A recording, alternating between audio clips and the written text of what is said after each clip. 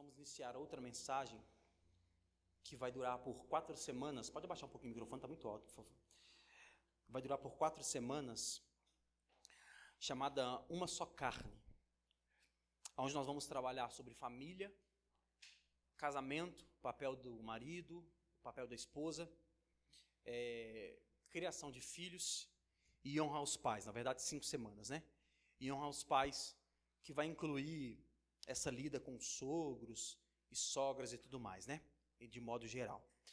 Então, essas 5 semanas serão dias em que nós, biblicamente, vamos falar sobre essas questões e que o Senhor nos ajude, que nós possamos sair desses dias aprendendo mais sobre casa, sobre família, e que nossos casamentos, nossos filhos, nossos pais possam ser restaurados após esse momento, amém?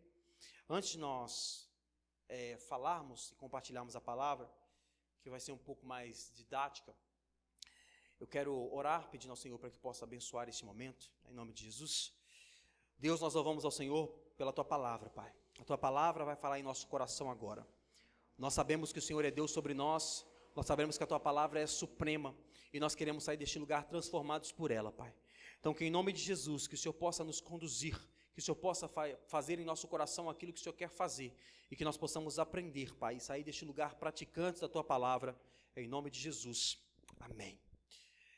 Nós vamos ler o texto bíblico daqui a pouco, mas eu quero que você já abra a sua Bíblia no livro de Efésios, capítulo 5, versículo 21.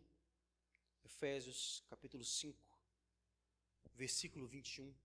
Deixa ela aberta aí.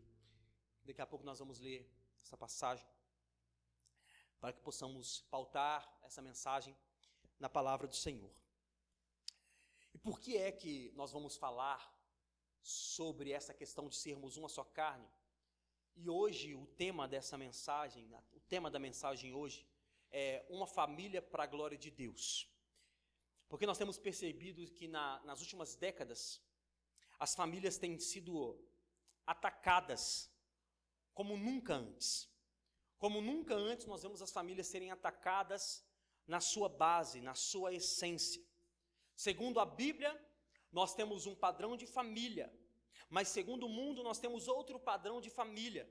E infelizmente, nos últimos tempos, o padrão mundano tem invadido até as igrejas.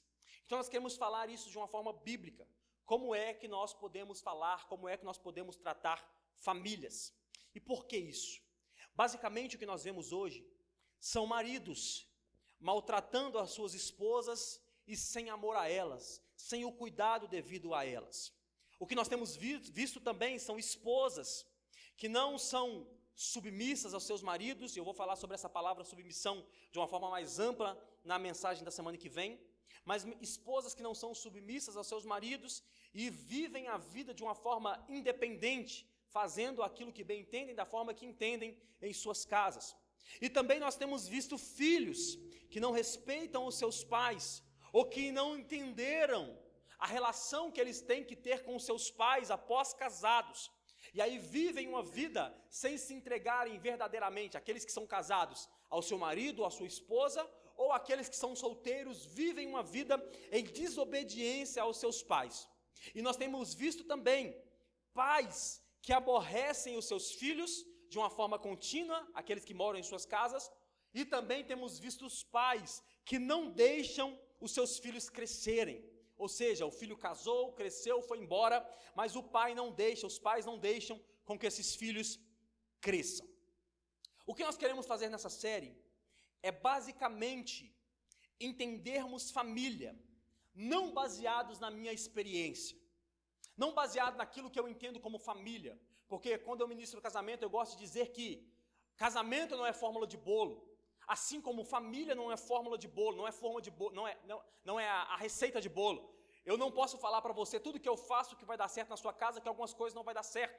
Então a minha família eu conduzo de uma forma. Então as minhas experiências talvez não vão ser eficazes para a sua vida.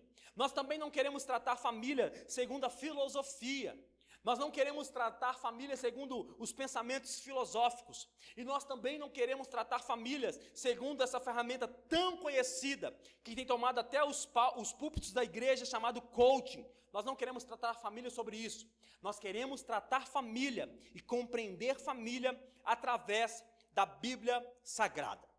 A nossa base para essa série vai ser a Bíblia Sagrada. Então, tudo que você discordar aqui, você não vai discordar do meu pensamento, mas você vai discordar da Bíblia Sagrada, porque nós vamos tratar isso à risca na Bíblia Sagrada. E por que baseado na Bíblia Sagrada? Porque nada melhor que aprender sobre família com quem a instituiu, ou com quem a criou. E quem criou a família? Nós vemos lá no livro de Gênesis, no capítulo 1, versículo 27, não precisa abrir em Gênesis. Gênesis 1, capítulo 27, diz assim: assim Deus criou o ser humano, à sua imagem, a imagem de Deus o criou, homem e mulher os criou. E Deus abençoou e lhes disse: sejam fecundos, multipliquem-se, e encham a terra e sujeitem-a. E também no livro de Gênesis, no capítulo 2, versículo 24, a Bíblia diz assim: por isso, deixa pai e mãe, e se une à sua mulher, tornando-se os dois uma só carne. Esses dois versículos vão balizar o início dessa mensagem. Por quê? No capítulo 2 de Gênesis, Deus vai dizer a Adão e Eva: por isso, deixará o homem, o pai, a sua mãe, e se unirá à sua mulher. E no 1:27, a Bíblia diz que esse homem e essa mulher devem ser fecundos. Esse homem e essa mulher devem multiplicar. Então, qual foi a família que Deus instituiu? Qual foi o tipo de família que Deus instituiu? Como a Bíblia explica a família? Primeira coisa, preste muita atenção nisso, irmãos. A família deve ser formada por um homem e por uma mulher. Primeira coisa sobre família: a família deve ser formada por um homem e por uma mulher. A segunda coisa que a Bíblia diz sobre família nesses versículos que lemos é que esse marido e essa mulher serão uma só carne. Homem e mulher, e esse homem e essa mulher devem ser uma só carne. E a terceira coisa, esse homem e essa mulher devem ser fecundos e eles devem multiplicar, ou seja, gerar filhos. Essas três verdades são imprescindíveis. Essas três verdades, elas não podem ser tomadas do Evangelho e tomadas da Bíblia Sagrada. Porém, o que vimos depois do pecado e de um tempo para cá é que as coisas foram afetadas. As coisas foram afetadas e não é assim que vivemos mais. As famílias se perderam, as famílias foram deturpadas por causa do pecado.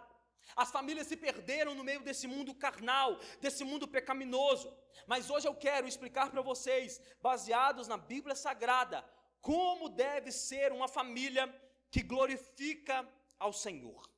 Quais são as características de uma família que glorifica ao Senhor? Uma família bíblica, uma família que o Senhor quer que sejamos. E para isso, nós vamos estudar o livro de Efésios, capítulo 5. Nós vamos, basicamente, falar o capítulo 5, do versículo 21 até o 32 e do 6 até o versículo 4, durante essas semanas. Mas hoje, eu quero ler com vocês Efésios 5, versículo 21 apenas, que diz assim, com a sua Bíblia aberta. Efésios 5, 21 diz: sujeitem-se uns aos outros no temor de Cristo. Sujeitem-se uns aos outros no temor de Cristo. Esse versículo, ele abre uma gama de explicações, ensinamentos de Paulo para a igreja de Éfeso, explicando como uma família deve ser conduzida. E nesse texto está contido algumas coisas. Após o versículo 21, que nós veremos nas próximas semanas, está contido algumas coisas como a sujeição da esposa ao marido, o amor do marido à sua mulher, a honra dos pais aos filhos e a não provocação dos filhos aos pais. Baseado nisso, o texto começa: sujeitem-se uns aos outros no amor do Senhor. E depois ele vai dizendo qual que é a especificação para cada uma dessas pessoas. Então, a base que Paulo começa a falar sobre a família é falando sobre sujeição e sobre temor, que ele diz: sujeitem-se no temor. Vocês devem sujeitar um ao outro no temor. Sem essas duas palavras, sem a sujeição e sem o temor, nós jamais encontraremos a base para sermos uma família saudável. Você está comigo, irmão? Mas para isso, primeiro, nós vamos descobrir o que significa o termo sujeitar.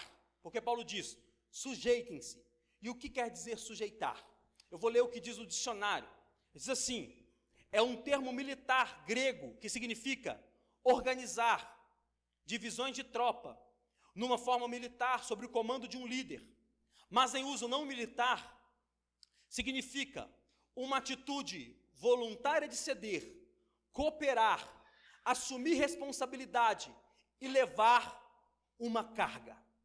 Vou repetir: sujeitar significa ceder de forma voluntária, cooperar, assumir responsabilidades e levar as cargas uns dos outros. E aqui eu quero te dizer, se as nossas famílias estivessem baseadas nesses conselhos, 90% dos problemas estariam resolvidos. Se nós cedêssemos, se nós assumíssemos responsabilidades, se nós nos colocássemos um no lugar do outro, 90% dos nossos problemas estariam resolvidos.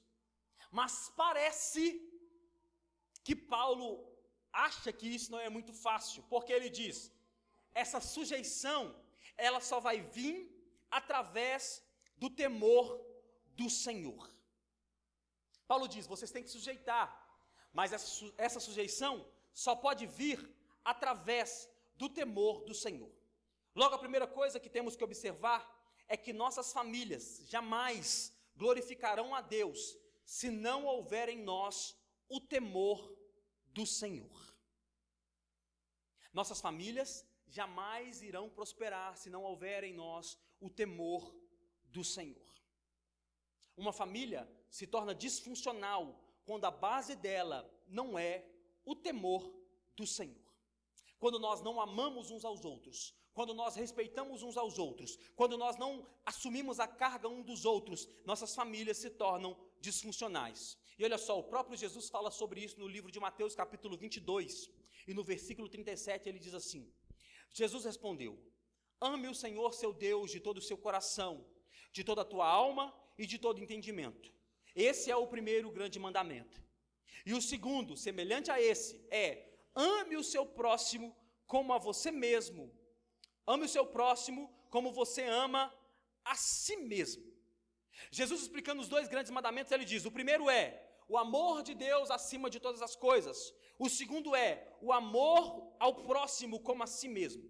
O que Jesus está dizendo? Se não amarmos a Deus de todo o nosso coração, de todo o nosso entendimento e de toda a nossa alma, jamais amaremos ao outro. Jamais teremos a capacidade de amar ao outro. Então, às vezes nós queremos amar ao outro segundo o amor a nós mesmos. Mas, biblicamente, para amarmos ao outro segundo a nós mesmos, primeiro nós temos que amar ao Senhor de toda força e de todo entendimento. Primeiro nós temos que temer ao Senhor com toda força e de todo o nosso entendimento. Só assim nós poderemos formar uma família que glorifica ao Senhor. Eu amo ao Senhor, eu temo ao Senhor. Aí fica um pouco mais fácil de eu amar, de eu respeitar e de eu suportar, carregar as cargas do outro que está ao meu lado. Sendo assim, irmãos, quais são as atitudes de uma família que se sujeita e teme ao Senhor? Quais são as atitudes dessa família? Para eu iniciar nisso aqui, primeiro eu quero te dar um conselho. Talvez você não vai entender ou não vai concordar com algumas coisas que eu vou falar. Talvez algumas coisas vão falar um pouco mais alto no seu coração e vai ser difícil de você absorver. Mas vai ser a Bíblia falando no seu coração. Então o nosso coração deve ser revestido de humildade para que nós possamos entender o que Deus quer dizer nessa noite através de nós. Está comigo, irmão? Está comigo? antes de entendermos essa sujeição e esse temor, eu quero definir família com vocês. E o que é família? Homem, mulher e filhos. Vou repetir. O que é família? Homem, mulher e filhos. Para o casado, eu não estou dizendo que seu pai, sua mãe, seu irmão não são sua família. Mas eu estou dizendo que para o casado, marido ou esposa e filhos são a nossa família. Para o solteiro, o seu pai, a sua mãe e os seus irmãos são a sua família. Para o casado, a mulher e os filhos solteiros. Gênesis capítulo 2, versículo 23 diz assim: esta, afinal, é osso dos meus ossos e carne da minha carne. Será chamada varoa, porque do varão foi tirada. Versículo 24. Por isso, o homem deixa pai e mãe e se une à sua mulher, tornando uma só carne. E por que eu digo que família para o casado é homem, mulher e filhos? Porque a Bíblia está dizendo, o homem vai deixar, e a palavra deixar no seu original é azab, e a palavra azab é deixar, soltar, abandonar. Parece uma palavra forte, mas a palavra está dizendo abandonar. E aqui não quer dizer que você vai deixar seu pai, sua mãe, os seus irmãos. Não quer dizer isso. Não estou dizendo isso. Não estou dizendo que você vai deixar essas pessoas para o lado. Mas preste atenção nisso. A partir do seu casamento, a partir do momento que você casou, a família que você formou é mais importante do que a família que você foi formado. A partir do momento que você trocou alianças e votos com a sua mulher ou com seu marido, a família que você formou é mais importante do que a família que você foi formado. Enquanto solteiro, o seu pai, a sua mãe e os seus irmãos são a sua família. Casei, a sua família é o seu cônjuge e os seus filhos solteiro. Não é que você vai desprezar essas pessoas continuam sendo a sua família, mas a mais importante, a família que você formou é a família que deve ser a sua prioridade. A família que deve levar a sua força, o seu tempo. A família que você formou é mais importante da que você foi formado na sua vida. Primeira coisa que você tem que entender, pode doer? Pode, mas isso é uma verdade bíblica. Deixe, abandone a família que você foi formado. Saia daquele lugar. Saia do lugar aonde a sua família está. O seu pai, a sua mãe é uma família. Você casou, você, a sua esposa e os seus filhos são outra família. São outras famílias. E deve ser a sua prioridade. Repito, não é que você deve abandonar, mas você deve colocar cada pessoa no seu devido lugar. Seu pai no lugar, sua mãe no lugar, seus irmãos no lugar, seu marido, sua esposa e seus filhos em outro lugar. Em prioridade maior do que a família que você foi formado. Quais são as outras atitudes de uma família que se sujeita e teme ao Senhor? É uma família que tem os seus papéis bem definidos. Uma família que se sujeita e teme ao Senhor é uma família que tem os seus papéis bem definidos. Como assim papéis bem definidos? Marido barra pai. Marido primeiro barra pai. Esse homem, nós vamos falar nas próximas semanas, mas esse homem deve ser o provedor, o protetor e o que dá o direcionamento para sua esposa e para os seus filhos. Marido barra pai, provedor, protetor e direcionamento. Esposa barra mãe, auxiliadora, a que provê cuidado e a que provê ligação entre as partes da casa? Filhos, obediência e aprendizado. A função, os papéis devem estar definidos.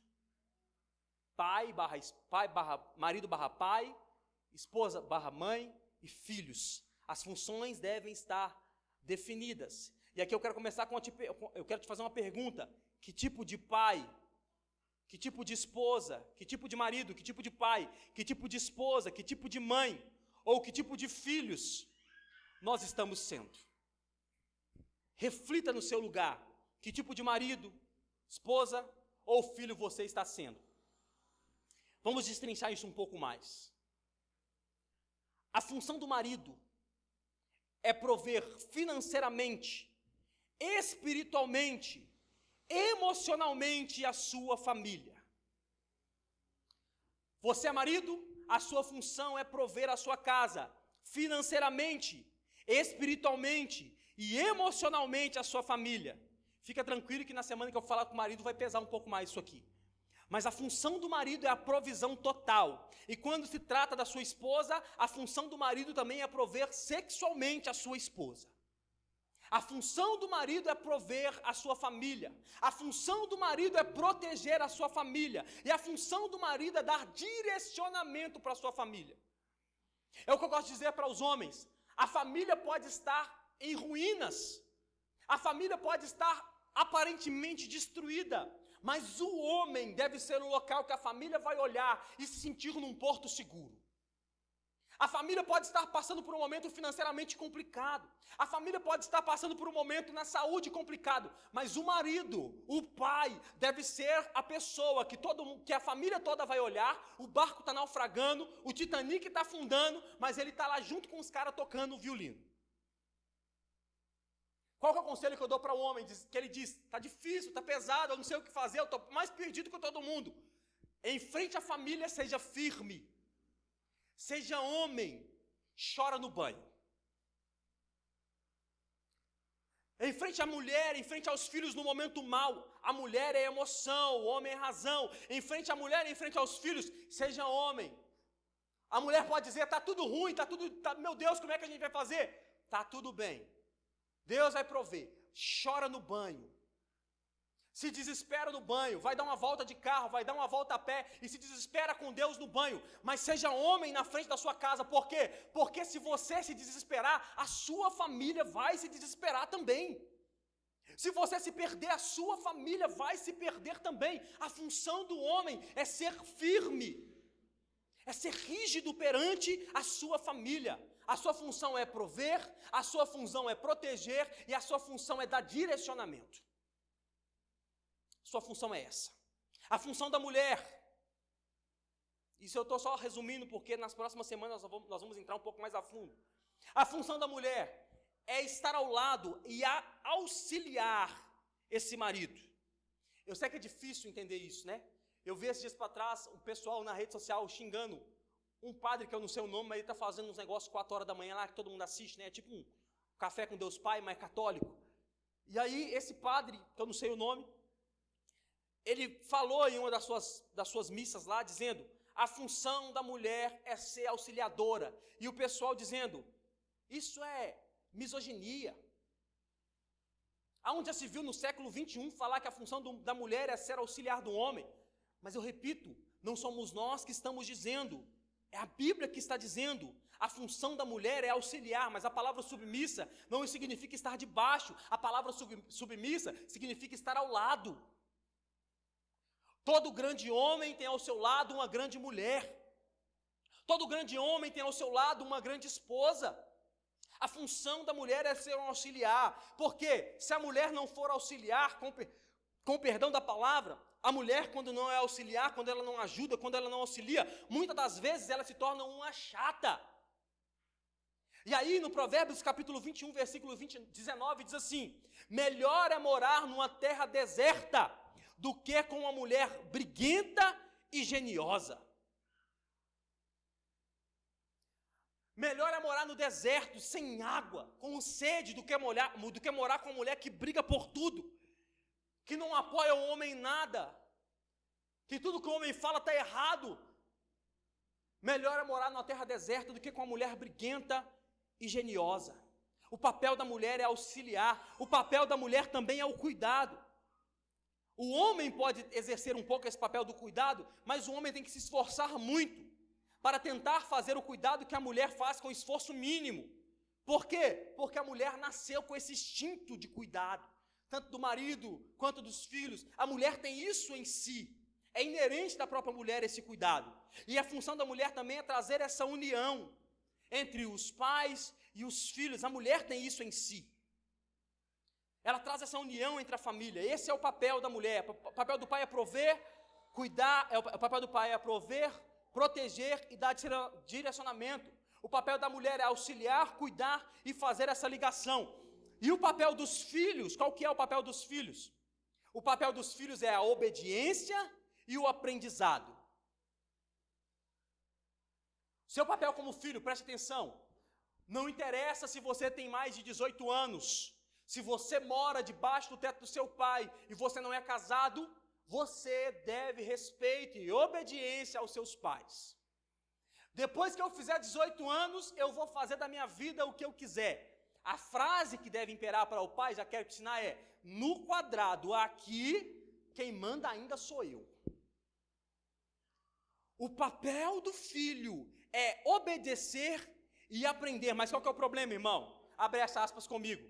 O problema é que nós pais estamos errando. E por estarmos errando, estamos tornando filhos desobedientes. Nós estamos errando tanto, nós estamos dando tanto por nossos filhos que os nossos filhos estão ficando desobedientes. Eu fui na escola conversar com a diretora referente à Páscoa e ela diz: vão trazer o chocolate lá na Páscoa, mas no Natal vocês não vão trazer mais brinquedos. A vice-diretora disse pra gente. Disse: você não vai trazer mais brinquedo. Por quê? Porque eles não têm mais gratidão. Eles pedem duas coisas, vocês dão uma das duas coisas, eles vão para a sala reclamando daquilo que vocês deram. Mas por quê? Nossos filhos estão mal acostumados. Nossos filhos têm o que querem. Nossos filhos recebem o que querem na mão, a hora que querem. E por isso se tornam desobedientes. Outro problema dos filhos, porque os filhos estão desobedientes. Os filhos se tornaram o centro da carência matrimonial. Os filhos se tornaram o centro da carência do casamento. O filho nasce, o marido não liga mais para a esposa. O filho nasce, a esposa não liga mais para o marido. O filho virou o centro da carência matrimonial. Aí eu quero te frustrar agora, irmão. Na escala conjugal, na escala de uma família, o seu filho deve estar em segundo lugar. Eu disse que eu ia te frustrar. Na escala matrimonial, o seu filho deve estar em segundo lugar. Em primeiro lugar deve estar o seu marido ou a sua esposa. Você pode me dizer o ditado do mundo, né? Mas não existe ex-filho, como também não poderia existir ex-marido e ex-esposa. Porque o seu filho vai casar e vai embora. Aí a carência matrimonial no filho é tanta, a carência matrimonial colocada sobre o filho é tanta, aí quando o filho nasce, o casal não é mais casal, é uma sociedade para cuidar de um filho. O casal não tem mais conversa, o casal não tem mais relacionamento. Quando o filho fala para tudo para resolver o problema do filho. A casa se torna uma sociedade para cuidar de crianças. Sabe qual que é o problema? Sabe qual que é a taxa de idade onde se acontecem mais divórcios? Depois dos 40 anos. Sabe por quê? O filho cresceu e foi embora. Viveram 18 anos em prol do filho. Quando o filho vai embora, eles olham um para o outro e dizem: quem é você? O que você está fazendo aqui? Não te conheço.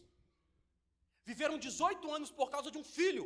O filho foi embora, olharam um para o outro dizendo: nós vivemos 18 anos cuidando de uma criança que foi embora agora. O bebezinho do papai e da mamãe foi embora. E sobrou só o pai e a mãe olhando para o outro. Irmão, coloca na sua mente e se apega a esse conselho que eu te dou e a minha prioridade de vida. Já falei aqui milhares de vezes. Lá em casa a idade para casar é 24 anos. 24 é para lá. Meu sonho, depois dos 50, é comprar um home, um negócio de dirigir, e dirigir Quer essa mulher pro resto da vida. Manda só os netos para casa, deixa os netos lá 15 dias para eu dar chocolate, estragar e mandar embora para casa. Está estragando, a minha função é estragar. Cuide de filho para não ter que cuidar de neto, para estragar, minha função é estragar neto. Mas vai embora. O seu casamento não pode estar firmado sobre os seus filhos. O dia que eles forem embora, você vai estar divorciado. O dia que eles forem embora, você está divorciado. Seu casamento deve ser marido, mulher e filhos. Se o seu filho for sua prioridade, ele vai se tornar desobediente e vai te fazer mais raiva do que deveria. Outra atitude de uma família que teme ao Senhor. O perdão. Preste muita atenção nisso, irmãos. O perdão é a atitude de uma família que teme ao Senhor. Mateus capítulo 6, versículo 12 diz assim: perdoai-nos as nossas dívidas, assim como nós perdoamos os nossos devedores. Ou seja, o perdão de Deus para nós é proporcional ao perdão que nós damos para as pessoas. O que eu quero dizer com isso? Não existe perdão parcial. Meu marido me fez raiva, minha esposa me fez raiva, minha esposa fez algo muito sério, meu marido fez algo muito sério, meu filho fez algo muito sério. Eu não vou perdoar, ou eu vou perdoar parcialmente. Não existe perdão parcial. Aí você pode me dizer, mas eu não consigo esquecer. Perdão não é esquecer. O que é perdão? Já cansei de dizer, mas vou repetir. Perdão é lembrar e não sentir mais dor. Essa é a definição para o perdão. Qual que é? Eu lembro, mas não sinto mais dor. Eu gosto de sempre contar o relato. Eu tinha, sei lá, uns 9 anos de idade, e aí eu vim correndo com uns trem na mão, uma salsicha para ir para casa, correndo para ir para casa, e aí eu caí num sombreiro que tem aqui embaixo, caí com o braço do sombreiro, abri, eu tenho um negócio aqui que eu tenho queloide, a marca fica aqui dos 3 pontos até hoje, nunca mais saiu. Dói? Não. Mas eu sei te contar a história de cor. Porque doeu na hora, demorou para curar, tive que tomar ponto, aí inflama, aí volta, aí passa remédio, aí lava e tal, aquele trabalho todo. Doeu na hora, doeu algum tempo depois, mas hoje eu consigo lembrar e não sinto mais dor. Isso é perdão. Se alguém fez algo contra você, se o seu marido fez algo contra você, se a sua esposa fez algo contra você, se o seu pai fez algo contra você, se a sua mãe fez algo contra você, se o seu filho fez algo contra você, perdoe. Perdão não é esquecer, é lembrar e não sentir mais dor. Por isso que nós devemos sujeitar. Porque só nos sujeitando nós iremos ceder, nós iremos cooperar e nós iremos levar as cargas. Só assim. Sem perdão é impossível. O perdão não é a prioridade. O amor é a prioridade. Mas quando alguém falha, o perdão se torna a cura para restituir o amor. O perdão não é a prioridade, o amor é a prioridade. Mas se alguém errou, o perdão se torna essa cura para que o amor volte ao mesmo lugar que estava antes. E aqui vem outro conselho para você. Por isso que é importante reconhecer a forma que as pessoas da sua família estão te pedindo perdão. Aí você pode me dizer, por quê? Porque nem todo mundo pede perdão pedindo perdão? Se você é casado, você sabe que não é assim. Homem, né? Nem todo mundo pede perdão pedindo perdão.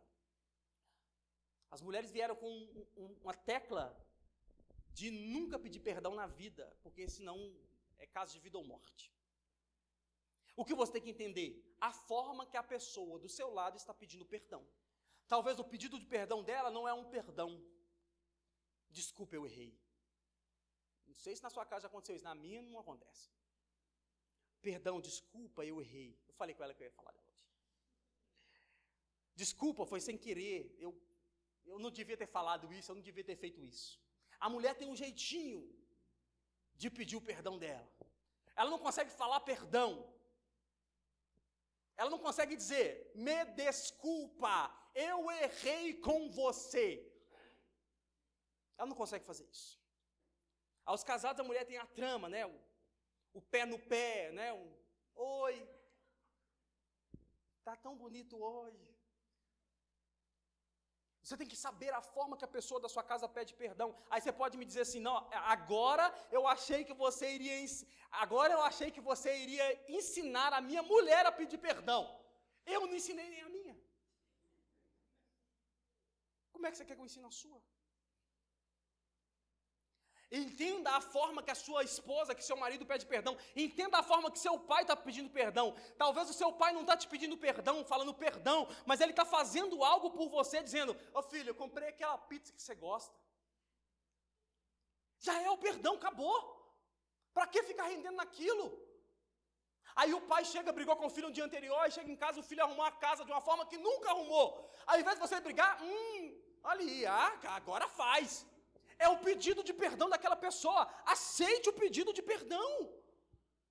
A sua mulher não sabe pedir perdão falando, mas sabe pedir perdão de outra forma. Aceite o perdão. Se você não sabe falar, se você fala e outra pessoa não fala, a outra pessoa age de outra forma, aceite esse pedido de perdão, dizendo: você não vai pedir perdão nunca? Talvez nunca vai pedir, mas aceite esse pedido de perdão.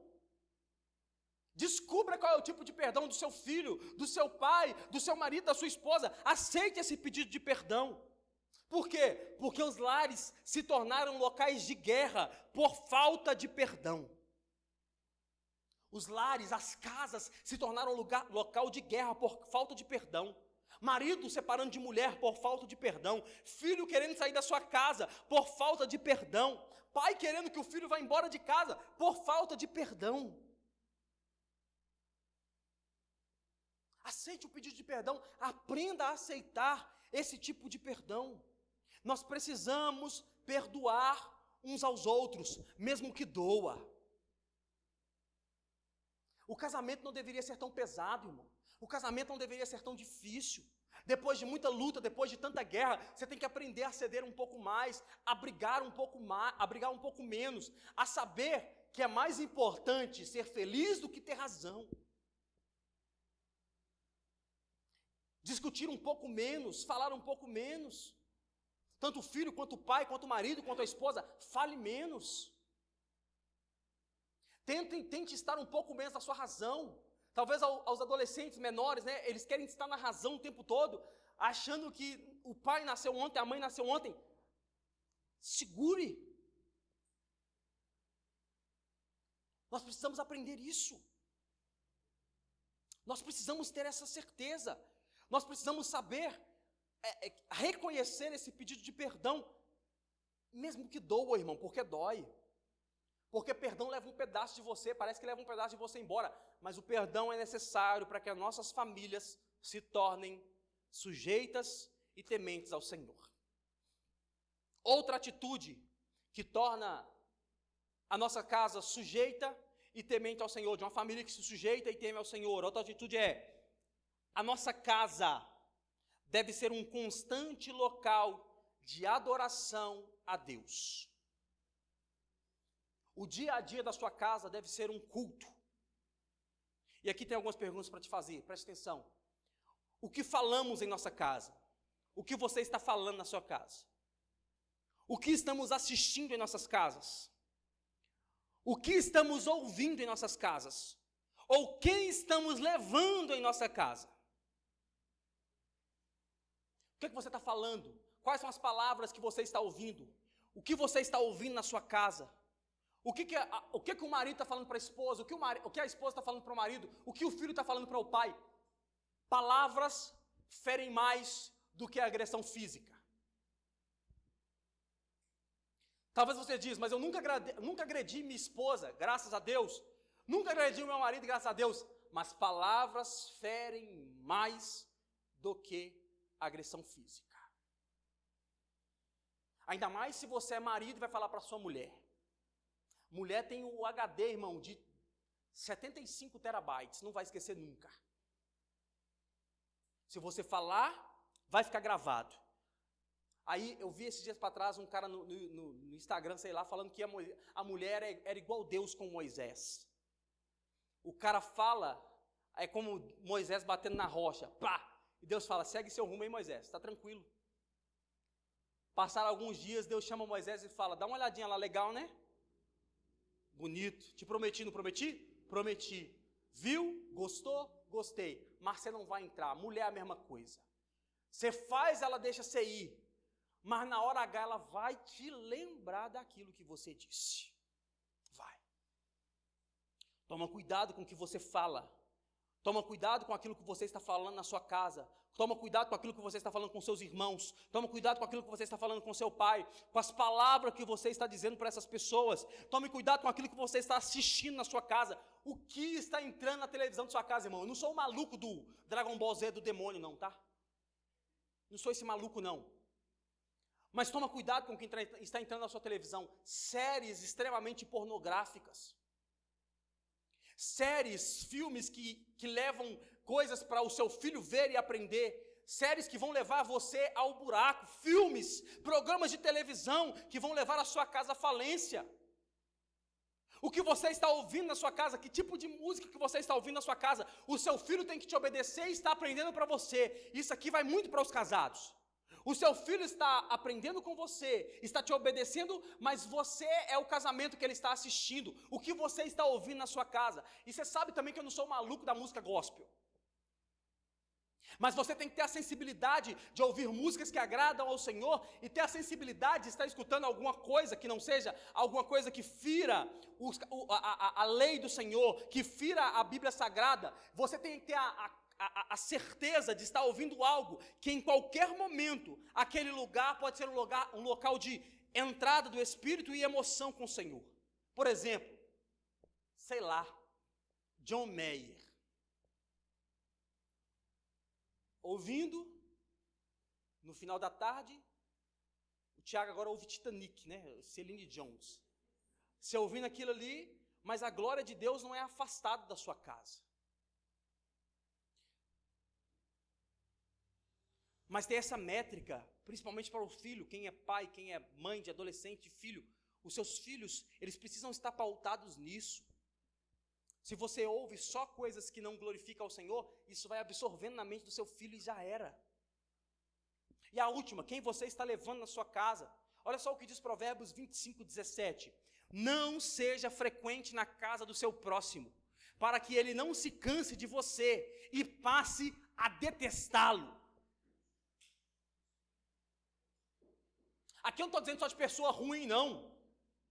Não estou dizendo só de gente ruim que vai na sua casa e vai atrapalhar a sua casa. Estou dizendo de gente boa, irmão. Estou dizendo de gente que goste.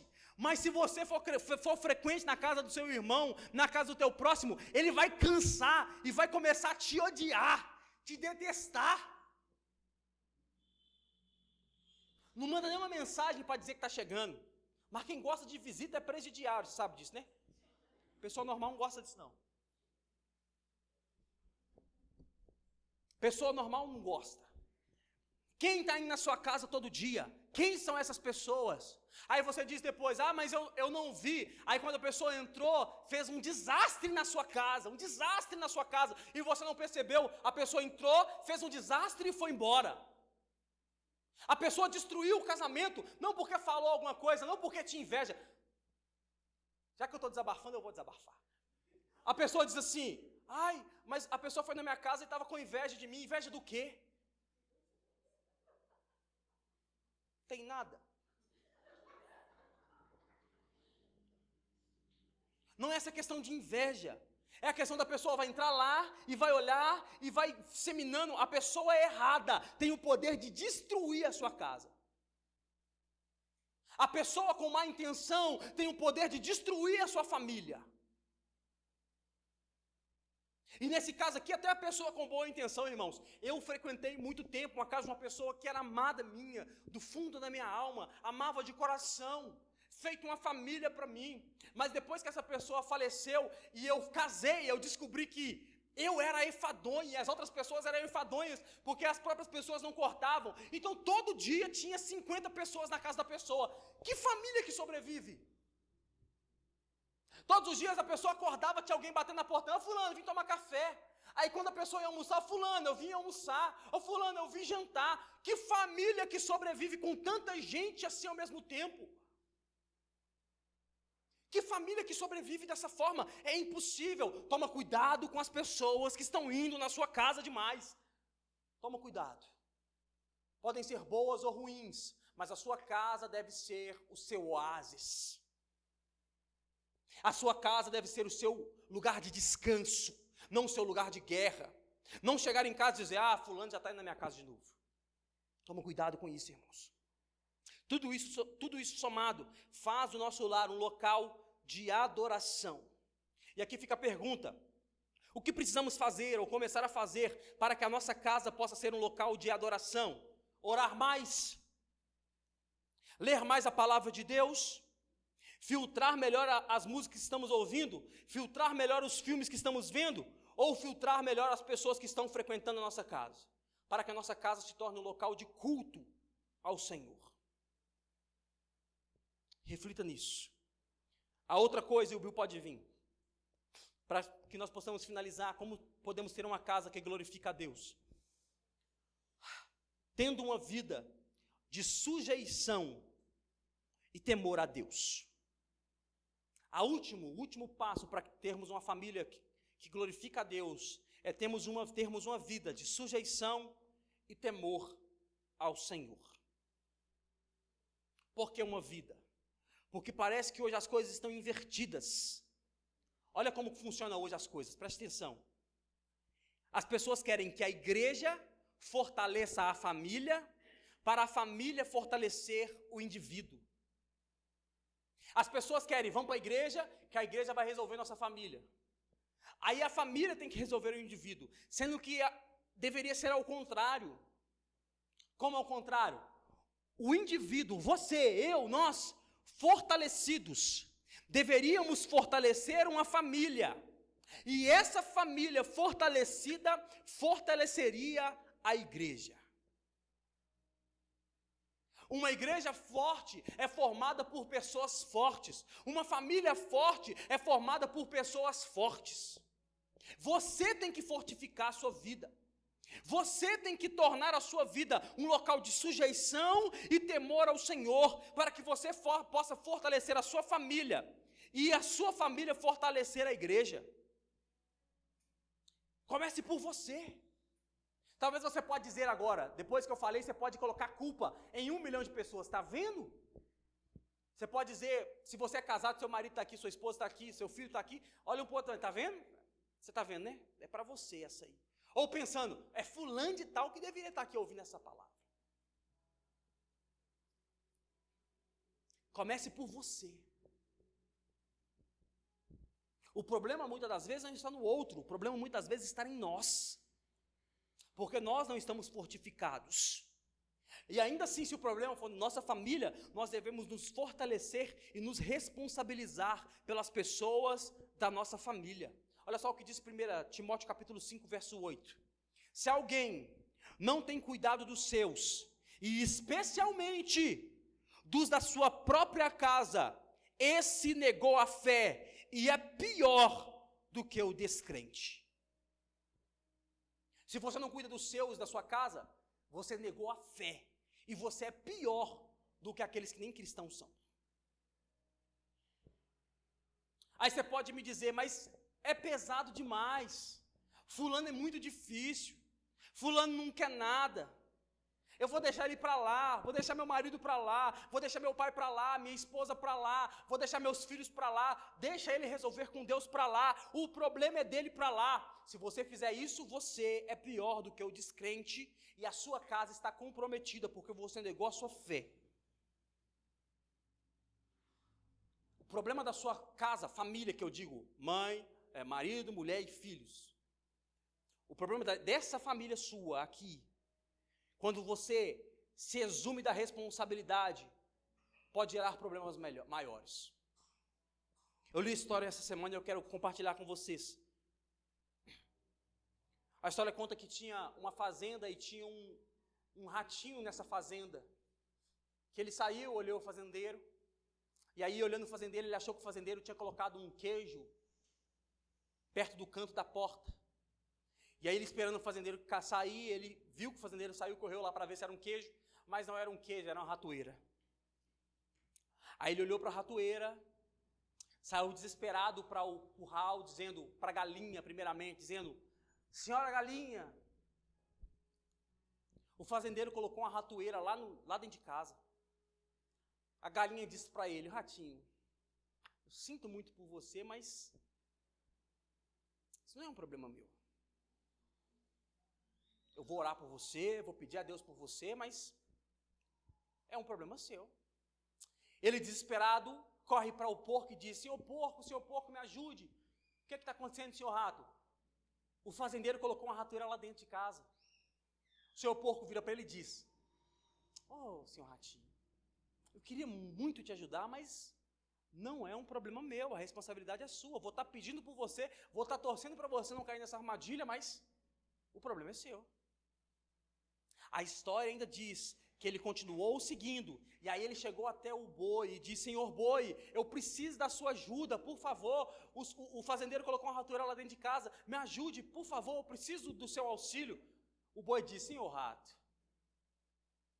eu queria muito te ajudar, mas o problema é todo seu. Vá lá e encare isso de frente. A história diz que o ratinho voltou triste para a fazenda. Aí ele foi para o seu local de descanso. Aí de madrugada ele ouviu um barulho muito alto, que era a ratoeira armando.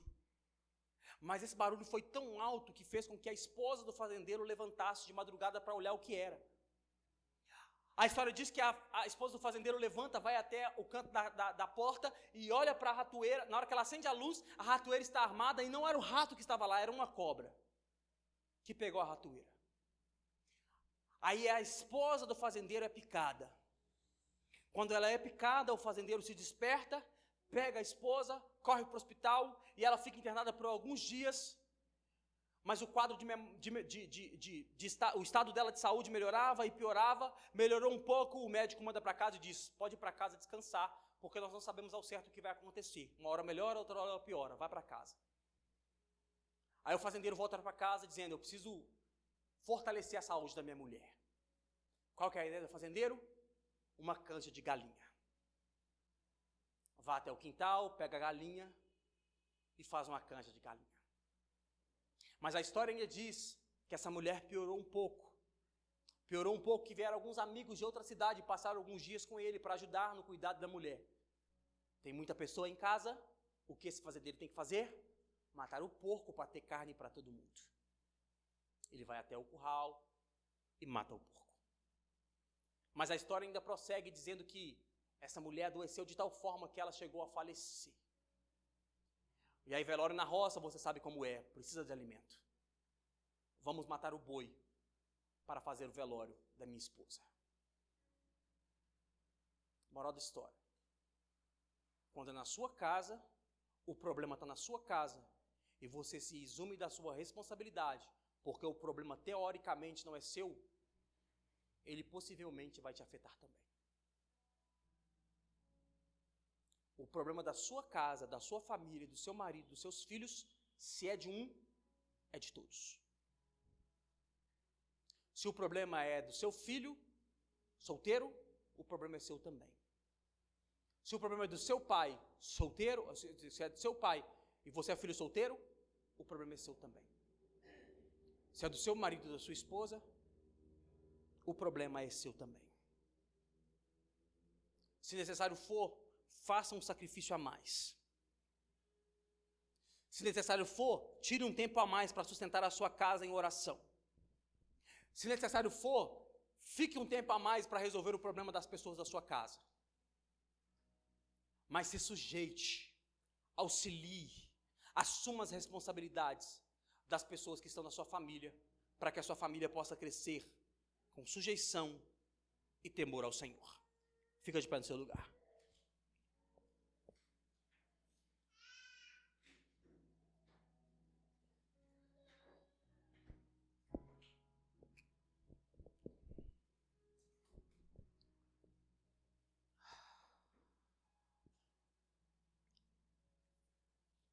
Essa percepção que nós devemos ter. Nossa família deve glorificar a Deus com sujeição e temor. A sua família deve se sujeitar a Deus, para que você possa ter uma família saudável. Uma família que honra ao Senhor em todos os seus passos. Se você está com alguém da sua família, eu gostaria que você desse a mão a essa pessoa.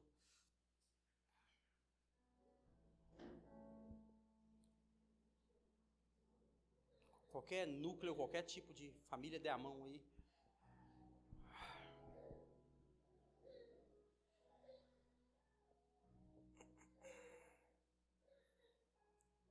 Nós queremos orar por nossas famílias. Feche os olhos. E talvez esse momento você vai fazer duas orações. A primeira por você, dizendo: Deus, eu estou falhando nisso, estou falhando naquilo, estou falhando naquilo outro. A segunda coisa, você vai orar pela essa pessoa que está ao seu lado, que talvez está passando por coisas que você nem sabe. Talvez o seu casamento está por um fio e você não sabe como agir. Ou talvez você é pai e já não suporta mais a atitude do seu filho. Ou você é filho e não suporta mais a atitude do seu pai. Quero que você comece a orar neste momento, pedindo ao Senhor para que possa cuidar das pessoas da sua casa e de você. Vamos orar. Deus, nós louvamos ao Senhor, Pai, por essas famílias, Senhor. Meu Deus, só o Senhor sabe o que se passa a fundo nessas casas. Só o Senhor, Pai, sabe o que se passa a fundo nessas famílias. Mas nós queremos, Pai, através da oração, pedir ao Senhor para que o Senhor possa fortificar essas famílias, Pai. Para que o Senhor possa fortificar essas casas. Meu Deus, eu quero pedir ao Senhor por cada casamento representado aqui essa noite. Eu quero pedir ao Senhor, Pai, por cada pai e cada mãe representado aqui essa noite. Quero pedir ao Senhor, Pai, por cada filho representado aqui essa noite, Pai. Nós somos falhos, nós somos pecadores, mas o Senhor tem cuidado de nós. Nós somos, meu Deus, às vezes nós erramos com o nosso cônjuge, às vezes nós erramos com nossos pais, ou erramos com nossos filhos, mas queremos pedir ao Senhor, Pai, para que o Senhor possa cuidar de cada um de nós. Meu Deus, que o Senhor possa perdoar os nossos pecados, possa perdoar os nossos erros, e Pai, que nós possamos ter essa percepção, que nós devemos cuidar dessas pessoas. Aquele que está fraco, Pai, que nós possamos ter a capacidade de pegar no seu braço e levantá-lo para que ele se torne forte novamente. Meu Deus, aquele que ainda não encontrou o Senhor, Pai, talvez tenha pessoas que estão aqui neste lugar, que o marido, que os filhos ainda não encontraram ao Senhor. Eu quero pedir ao Senhor, Pai, para que o Senhor possa ir nesses lugares agora e ter um encontro com essas pessoas, para que o Senhor, meu Deus, possa encontrar o coração daqueles que ainda não servem ao Senhor. Meu Deus, se tem algum marido, alguma esposa, algum filho, algum pai que não está aqui essa noite, eu quero pedir ao Senhor, Pai, para que o Senhor possa trabalhar no coração dessas pessoas e que nós possamos crescer em graça e no conhecimento do Senhor, sabendo que o Senhor é Deus sobre nós, sabendo que o Senhor é Deus sobre nossas casas. Nós queremos, Pai, nos fortificar as nossas famílias e fortificar essa igreja em nome de Jesus. Amém e amém. Se você crê nisso, aplauda ao Senhor nessa noite.